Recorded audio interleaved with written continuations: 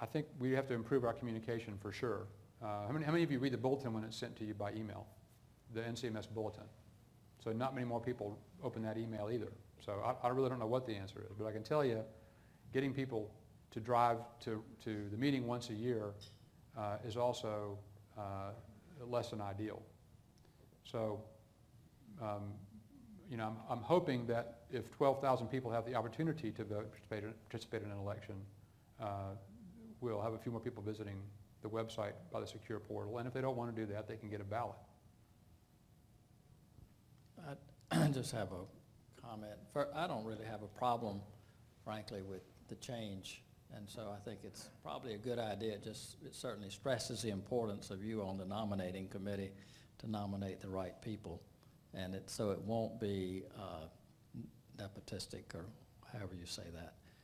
I think the only thing, and I'm Jim Hunley, I'm retired, and Ann hadn't made me stand up, I wouldn't have said anything, but I've seen many, many meetings at the Medical Society where all the past presidents stand up in line and wait and wait and wait so they can all be heard on every issue. But the only thing that I think might be changed would be to reduce the threshold for referendum. 10% sounds like a small percentage, but it's a lot of people. And I doubt what is it, 12,000? So if you did 1%, that'd be 120 people. I don't think we have that many crackpots in the Medical Society. And if you kept that that threshold low, I think that would give the members much more comfort. It would certainly give me more comfort. Thank you. I appreciate that comment. Yes, Michael. How are you going to deal with the medical students? What do you mean? Well, they're a big voting block. How many members Yes. do we have? Well, The we have question 12 was, how do they plan to deal with the large potential voting block of medical students? They are a potentially large voting block. They cannot hold office, but they can certainly vote for officers and for the board. They can also vote on other questions that are on the ballot. And if we do lower the referendum number to, I mean, right now it's 5% to get something on the ballot, which is about 600 people, which would be, you know, the family physicians could do it on their own, the internists could do it on their own, Mecklenburg and Durham Orange and Wake could do it, the three of them together. I don't know, we don't have that many medical students, but you know, a referendum is certainly possible from the medical students.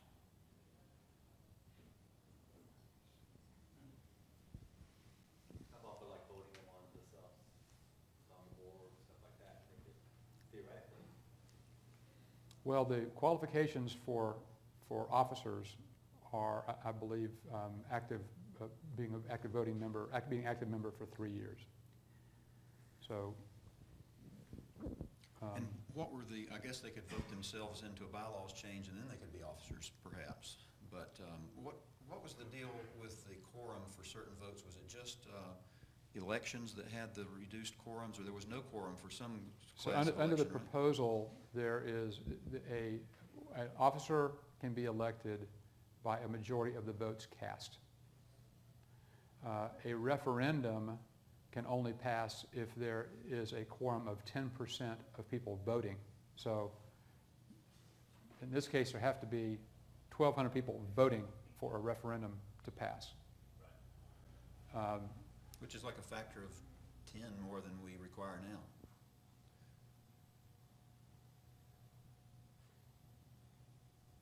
Well, I mean, if you have 100 delegates at the House of Delegates and they can carry the will of the society with 100 people, and that's a quorum. With 51. I mean, really, if it's, you know, if you're meeting the quorum requirements in the House and there are 100 delegates that show up out of 250, and you're meeting the quorum requirement, then 50 can control it. But that's just. But they're vetted in a different way because they have to come from a variety of, like you can't just say, well, gosh, New Hanover's got 50 people that are qualified and want to be delegates, and so there's open delegate seats, so let's just pack the House with New Hanover people. You can't really do that, which I think, I'm not someone who is not in favor of this change, But I wonder about just making sure that the numbers are balanced. And so it's like I'd like to see the Electoral College maybe redone in the U.S., but I'm not sure I would want it done away with either and turn it into a strictly popular vote, you know what I mean? So I'm just wondering, when you actually look at those numbers and you realize, well, gosh, the House of Delegates can only be this many people, but those people are vetted through a process that they have to come representationally from regions around the state, and so that kind of puts in a protection. But that's the only thing that I think it would feel nice to feel like, what if you're the guy that decides you're going to go practice in Nowheresville rural area? Are you going to be able to garner the kind of group support or be part of a larger sub-whole, you know, that could do something like you can when it's a representative vote? So I think it's great to have everybody voting. I don't have to be a delegate and I don't have to be a Politico to go vote, but it seems like it may have some value to discuss, you know, is there some way to make it a representational vote so that those numbers get vetted and, you know, either the class of member so that it would solve a medical student situation, or where are they from, you know, they'd all be in 4 medical schools currently, you know, so they'd be certainly regionally restricted because half of the schools are, you know, up there in the triangle. My response to that would be that I think you're thinking about it correctly. You're trying to figure out how to sort out some of the anomalous things that are likely to happen.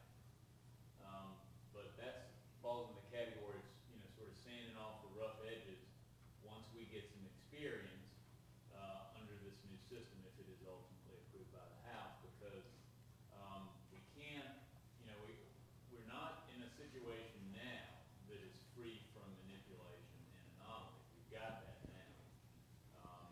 And we're not going to a system that's going to be free from potential manipulation and anomaly. So let's just try and figure out how to deal with that. And I think once we've got a couple of years of experience, some of those solutions will be a little more obvious. You know, when I was in government, military, Homeland Security, you know, we red team things and we gamed them out with real scenarios, and you know, we try to do a little bit of that in the bylaws.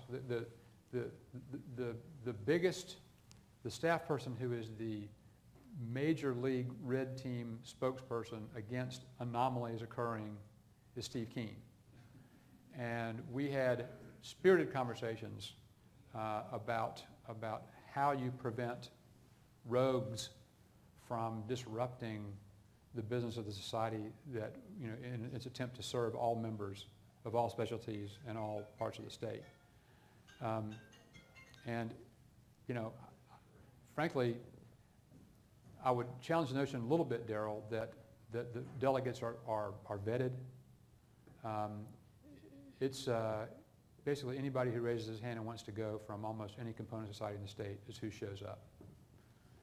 So I think the same people who represent the anomalies can do so in the House of Delegates as well as they can from the floor. Sam? I can't resist. I'll start it off with, first, I'm in favor of the motion, or in favor of the changes. That's old delegate speak, I guess. I applaud the changes you're making. I think they're the right changes you need to do in order to be more flexible and more responsive to the needs of the members. My concern is that it's just symptomatic relief, that you're really not getting at the root causes of the lack of attendance and the lack of motions and resolutions that are occurring, and would encourage the board to be frank and honest, hopefully a very diverse board, frank and honest, and really get to the root cause of what's going on here. I can't think at a time where the changes in reimbursement, the changes in our structure from both a federal and a state level have been, they're just amazing what's happened just in the last 6 months with MACRA and everything else.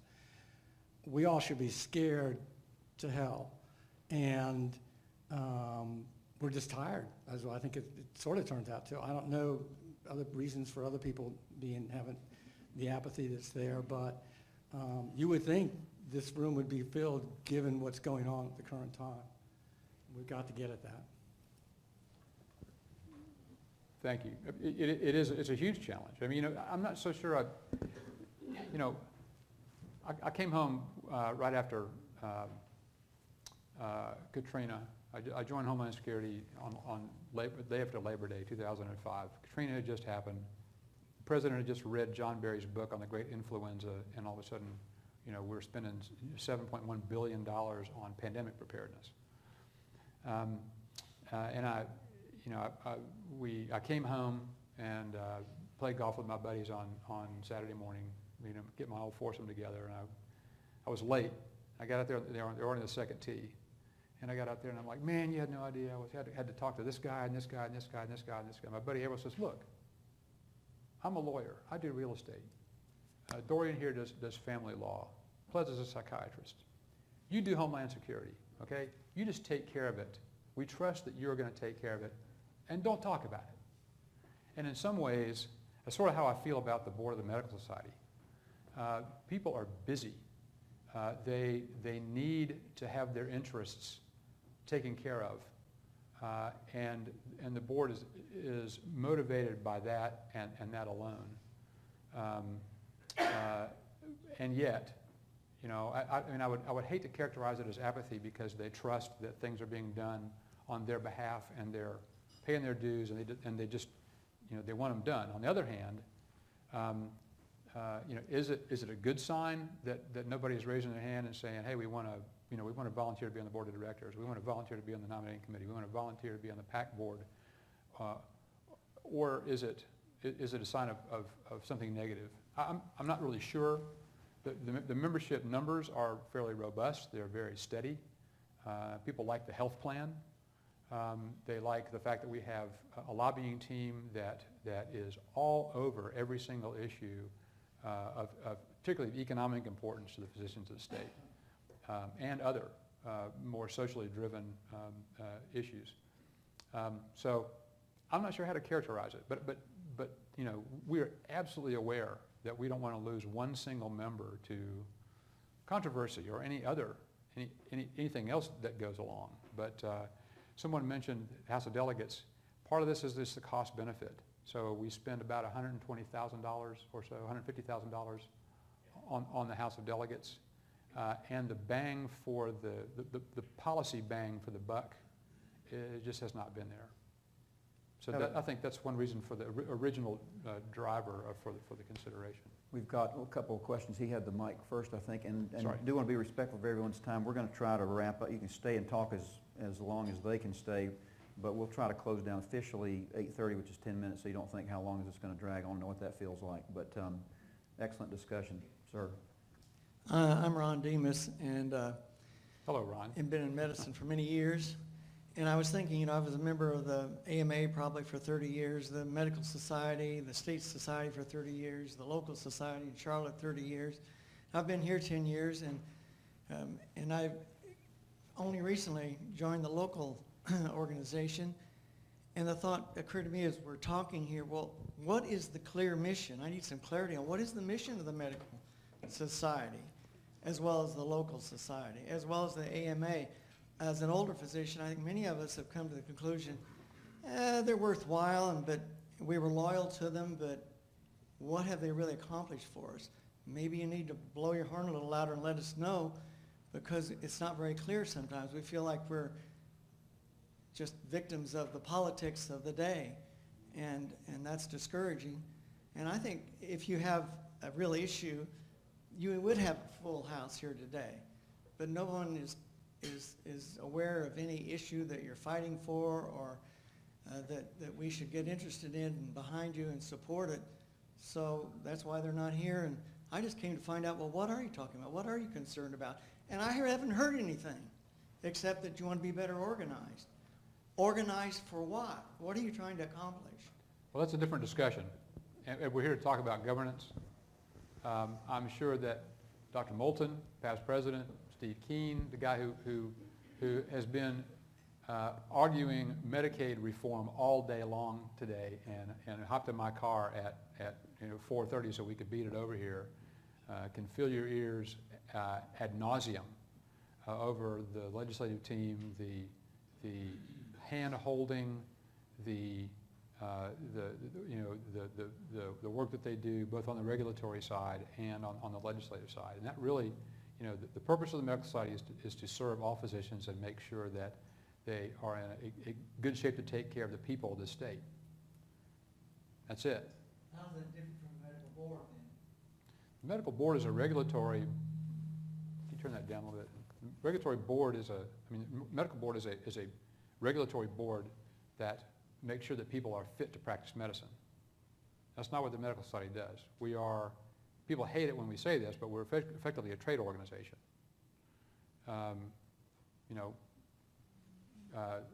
We've had, you know, some people have really want us to get involved in collective bargaining. Some people think that that's anathema.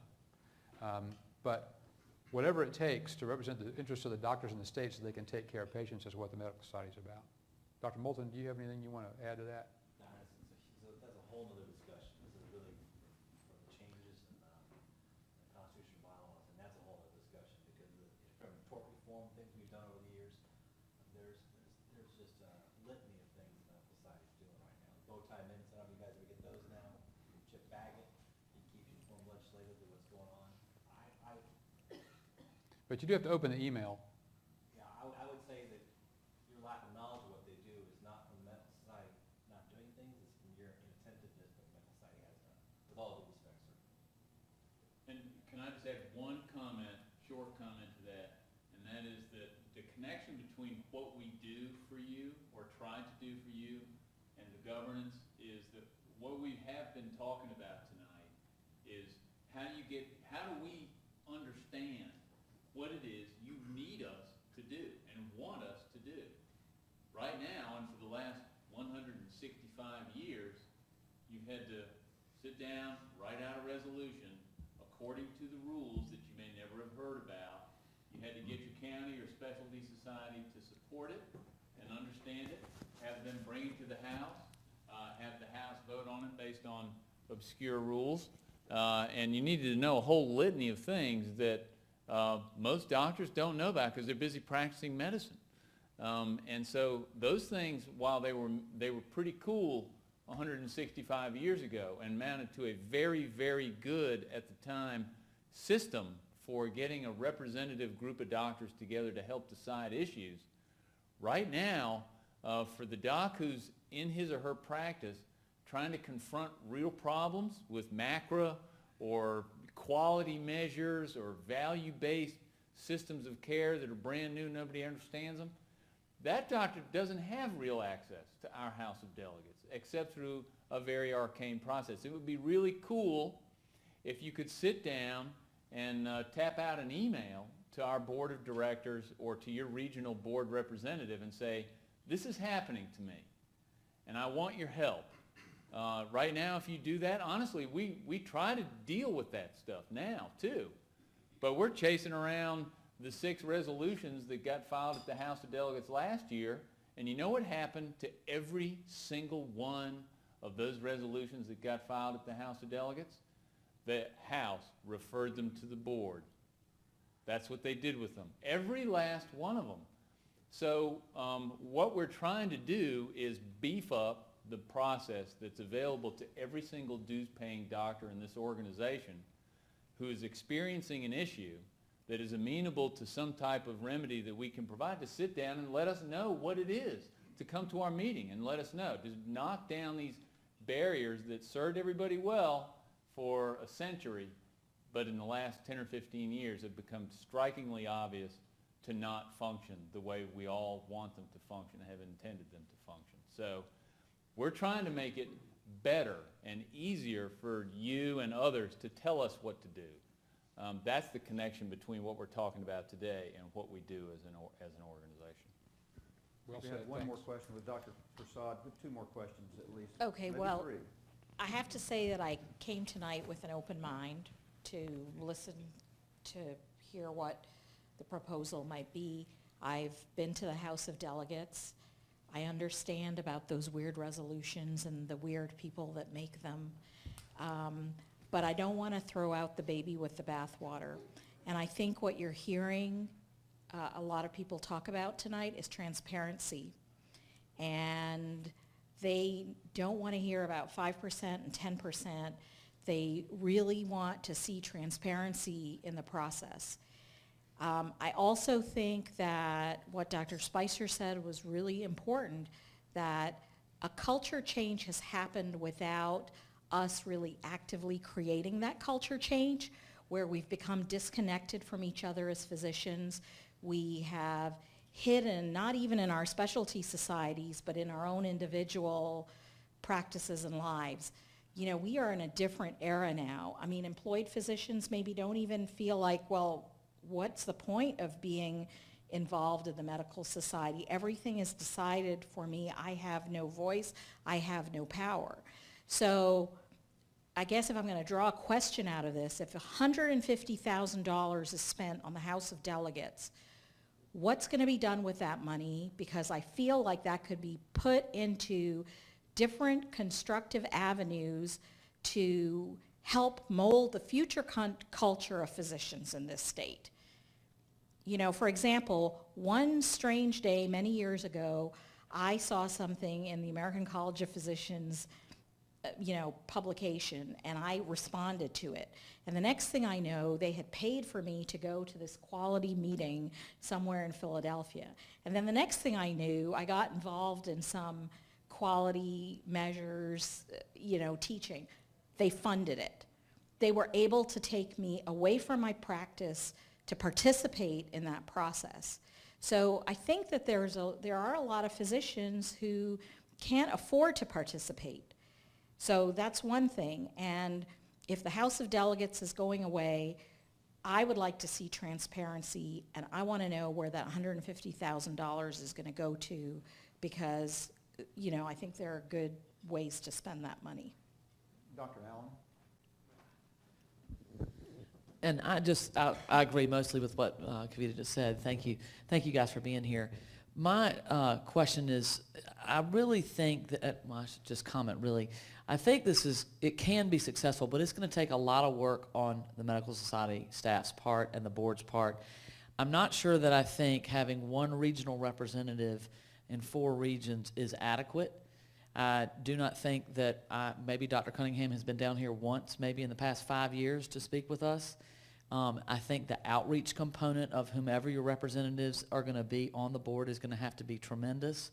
And I don't think one person is enough for a lot of these areas. And I think you may want to look at changing the number of regional representatives on your board, or at least figure out from an outreach perspective how you're going to get our voice back to you and your voice to us, because I think that appears to be one of the biggest challenges that you all have.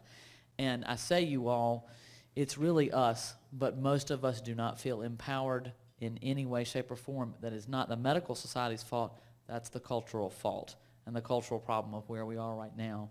So if nothing else, if you could please address that as you're going through in your proposals and your changes when you present all this in the October meeting, I think it would be of a big help, that not only the transparency, but maybe how you can do more outreach back and forth. And it's not going to only be over the internet, and I agree with the rest of the comments here. We all are inundated with emails and websites, et cetera, and after a long day on the EHR system, that's really not where you want to go. Maybe it's a video conference on Netflix. I don't know. But anyway, I think there's a lot of things that we can do. But thank y'all so much for being here and helping us. So let me just respond to that real quick. I absolutely agree. So this huge state has 4 regions. And so it gives in my personal view, not as a board member yet, but in my personal view, it's sort of illusory that there's a regional representation, because it's only, it's 1, 2, 3, 4. And we have the opportunity with as many board seats as we have actually to have greater regional representation. Having said that, the goal of this bylaws change was to change as little as possible other than the House of Delegates sunsetting. So its entire effort. I mean, if we started to do something that raised a bunch of other concerns of people who think that 4 is enough, then we ran the risk of not keeping it simple. That is certainly. I mean, I would be much in favor of that change and subsequent changes to the bylaws. You know, and in fact, you know, the nominating committee can fix that now by its nomination of at-large representatives from the various regions. I just think it might need to be addressed in conjunction with, because if you're sunsetting the entire House of Delegates where people feel they have representation in whatever way from our 11 delegate members that come from our county, and you don't add some type of suggestion of here's the recommended bylaw change to take care of that, then I think you're going to have some opposition, or at least you may not have opposition, but you're going to have some unhappy people.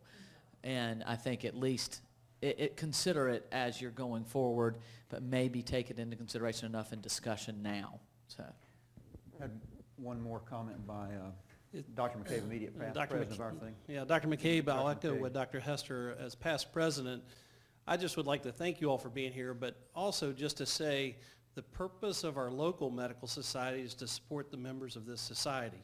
Whether you're retired, whether you're a new physician to the community.